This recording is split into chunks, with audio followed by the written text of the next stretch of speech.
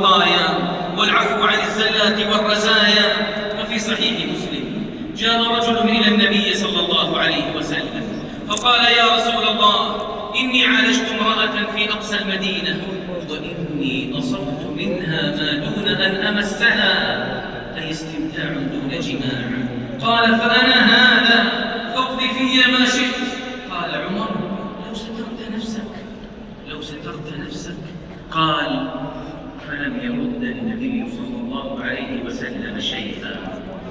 فقام الرجل فانطلق، فأتبعه النبي صلى الله عليه وسلم رجلا دعاه وتلا عليه هذه الآية: أقم الصلاة طرفي النهار وزلفا من الليل إن الحسنات يذهبن السيئات ذلك ذكرى للذاكرين.